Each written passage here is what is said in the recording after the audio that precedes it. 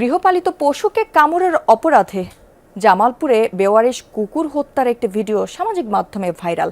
নির্মমভাবে হত্যার ঘটনায় নিন্দার ঝড় উঠেছে এলাকায়। ঘটনার 7 দিন পর অভিযুক্তকে আটক করা হলেও মুচলেকা দিয়ে ছেড়ে দিয়েছে উপজেলা প্রশাসন।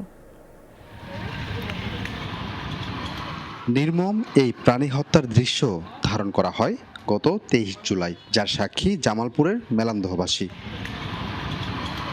প্রত্যক্ষদর্শীরা জানায়, মাহমুদপুর গ্রামের মুদি দোকানি রাজু সরকারের একটি ছাগলকে কামড় দেওয়ার পর কুকুরটিকে হত্যা করা হয়। এ সময় কেউ বাধা না দিলেও ভিডিও ধারণ করে পরে ফেসবুকে ছড়িয়ে দেওয়া হয়। উনি বলছে যে আমার ছাগলে কুত্তে কামড়ায়, এই জন্য কুকুর দড়ি দিয়ে বাইন্ধে গাছের সাথে নটকায়ে মারে ফেলাইছে। যেভাবে মেরেছে সেটাকে আবার ফেসবুকে সোশ্যাল মিডিয়াতে এটাকে আবার পাবলিশ করা একটু নেগেটিভ ভাবে নিয়েছে আর কি, যে কারণে একটু আলোচনার বিষয়বস্তু জন্ম দিয়েছে। পশু যে আচরণ করতে পারে, মানুষ কিন্তু পশুর নিয়ে আচরণটা করতে পারে না।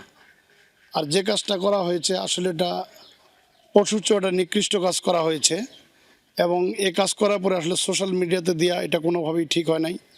কুকুরে কামড়ানো ছাগলটি মারা যায়নি। বৃহস্পতিবার অভিযুক্তকে আটক করে পুলিশের কাছে হস্তান্তর করা হয়। পরে মুচলেকা দিয়ে ছেড়ে দেন ইওনো।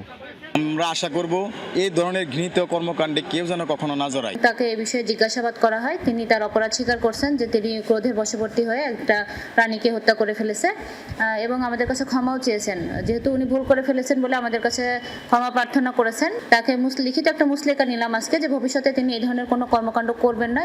ঘটনার পর থেকে একরকম গা ঢাকা দিয়েছেন রাজু সরকার। অভিযুক্তের স্বজনের দাবি, গৃহপালিত প্রাণীর উপর কুকুরের আক্রমণের জেরে এমন ঘটনা।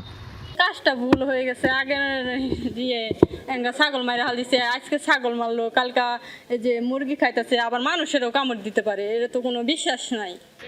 এ ধরনের নিষ্ঠুরতা বন্ধে প্রাণী কল্যাণ আইন 2019 প্রয়োগের বিধান থাকলেও এক্ষেত্রে প্রশাসন সে পথে হাঁটেনি।